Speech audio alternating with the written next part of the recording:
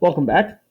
Some of these actually, their suffixes actually sound like what they are. So, just for instance, like the alcohol is propanol, the ether is ether. The aldehyde doesn't sound like anol, but the ketone does. Ketones have this ending, just looking at the name, anone. Ketone, anone.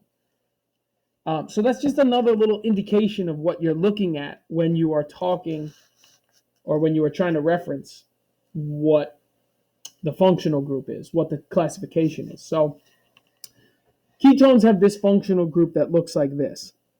And now we'd have a much quicker response in class when I would say something like, well, now there's no H listed.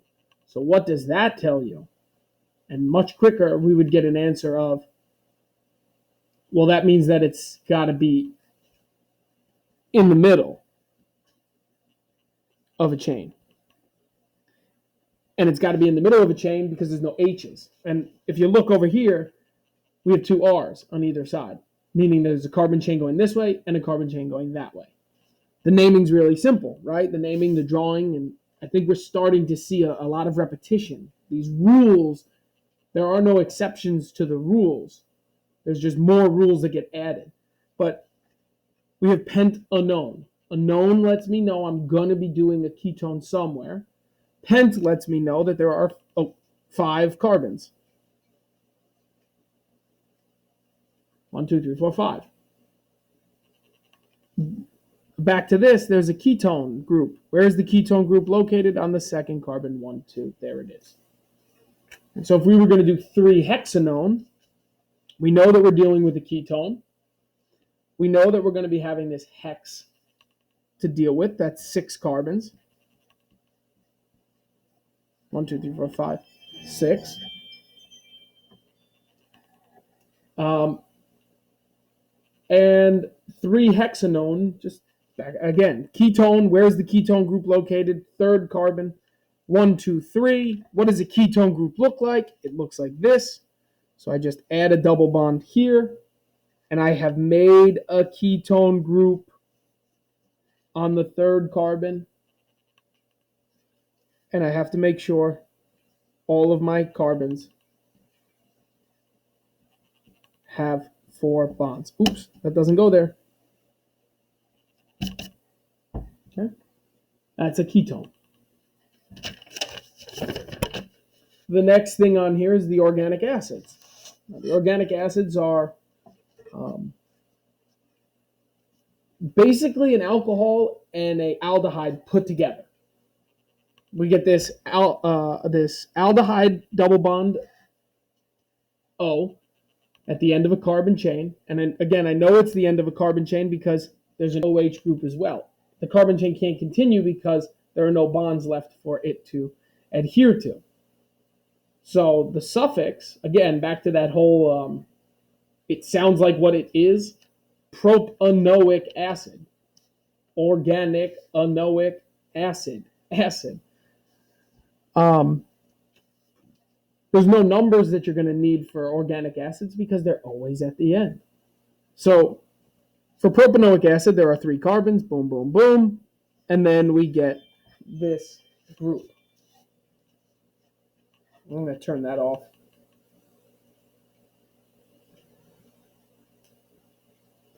All right, so suffix. Anoic acid. Functional group. Listed right there. So if we had to do propanoic acid, prop is a 3-carbon chain. Anoic acid lets me know that this is going to be there. Again, I can't stress enough, this carbon does not get added. It just becomes the last carbon. The last carbon looks like that now. So there's not 4 carbons, there's prop, so there's only 3. And the last carbon, or the first carbon, becomes that. I'm going to also take this second to let you know that this OH can sometimes be written Let me do it down here. It could sometimes be written like this. Here's another way that propanoic acid could be represented. A single bond to an O and a single bond to an H. Because that's what an OH group is. It's not a different element. It's one oxygen and one hydrogen. So I just want you to be aware that sometimes it's written like this, and sometimes it's written like this. At higher levels of chemistry, it's written like this because one can assume that based off of this. All right, so this is oxygen and hydrogen. There is a bond in between, but it's just not shown some of the time. All right, I'm going to kind of go a little bit quick through the amines and the amides. I'm going to slow down a lot for esters. So that's why I'm going to skip it for right now. But we're going to skip over the esters. Come on, buddy, you can do it. There we go. And we're going to look at them. Now, they don't really get asked all that much. They're not frequently asked about. Most of the time, they're just listed at the end of a chain, like you're going to see in the example. So you don't have to be too freaked out over not learning how to name a really complicated amine. It's not going to be asked of you. But the functional group is a nitrogen. Now, the way it's drawn here and in the general formula, there could be 3 separate carbon chains coming off of that at any point. That's the part where you're never going to see it. You're really only going to see a nitrogen somewhere at the end or in the middle of a plain carbon chain. So, like in the example, we have propane amine. It's an amine, and I know it's an amine because the ending is actually amine, or amine, however you would like to pronounce it. So the 1 indicates that it's on the first carbon, and that's where it is. If we were going to do this for 1-butanamine, it's slightly different. Now there are 4 carbons. Fill in my hydrogens, okay? And I bond this out to an N. Now, you could see here it says NH2.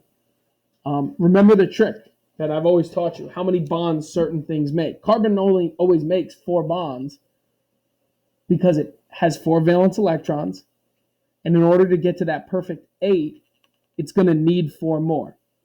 So however many valence electrons an element needs, that's how many bonds it's going to make. So if nitrogen's original electron configuration is 2,5, I think we can all agree that it needs 3, which means it's going to make 3 bonds.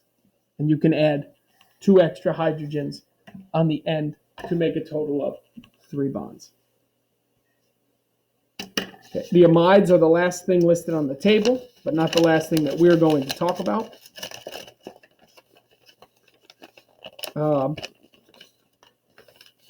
They look like they're the most complicated and scary, but again, you're only going to see them at the end for New York State Regents exams, and they're going to be pretty basic in the sense that it's going to be a carbon chain followed by this amide group.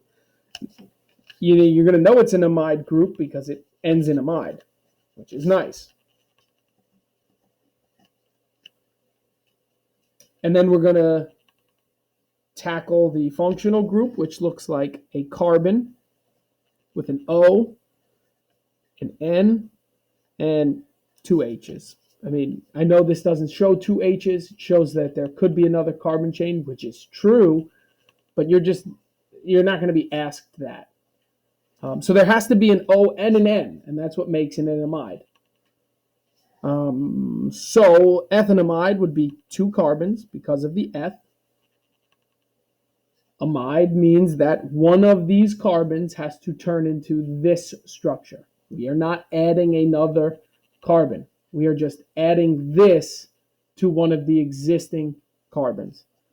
And so I'm going to add it to the end. I'm going to make it look like that. Check my carbons, 4 bonds, add 3, 4 bonds, totally satisfied, beautiful drawing of ethanamide.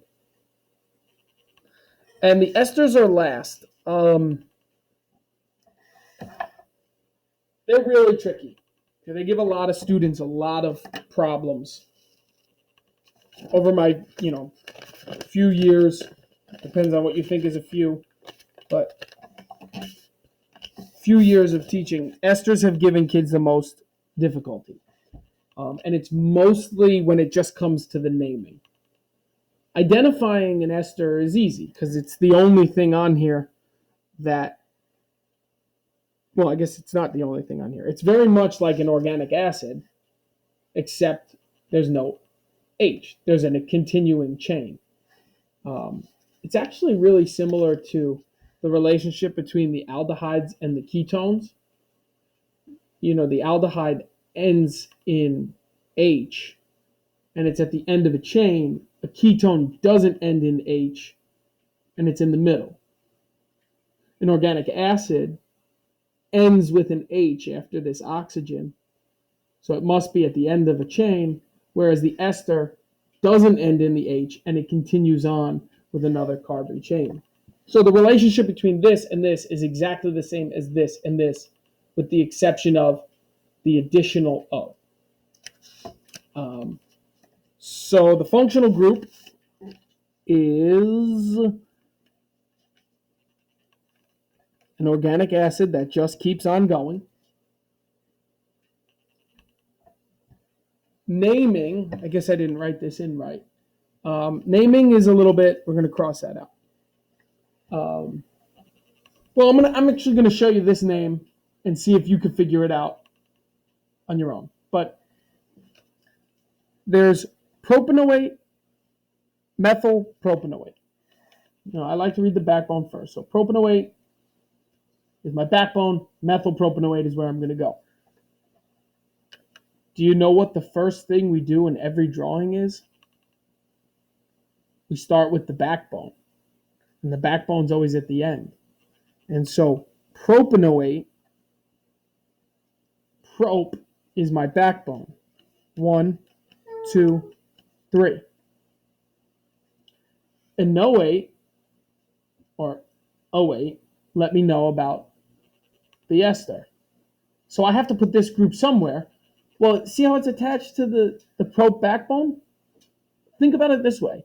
It's attached to the prop backbone in the name because it's attached to the prop backbone in the drawing. And so when I am drawing the name that you already see and I'm rebuilding it, I have my prop with this ester group. What is the branch that comes off the other end of the ester group? It's a methyl. 1 carbon chain. Now, I'm going to be honest with you for this stuff. I know sitting through 25 minutes of it a second time is not something that many of you think is enjoyable, but if you're really struggling with what I said, it's probably not a bad idea. Maybe even do the notes over again while I go through it. It will be really helpful to hear it again, and maybe things will start to click. For the rest of this lesson, I'm actually going to give you, I found a little flashcard well, you can either do flashcards, matching, or a quiz with pictures of the functional groups and classifications of which they belong. So I would suggest you do that next and use your reference table or your notes to kind of look at the pictures, classify what it is, match it, quiz it, however you want to do it.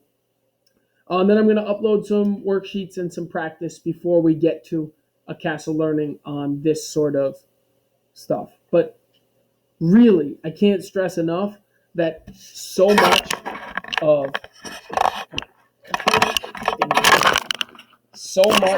this table gives you everything that you need to know in naming functional groups, identifying functional groups, and drawing them. So really, this is key.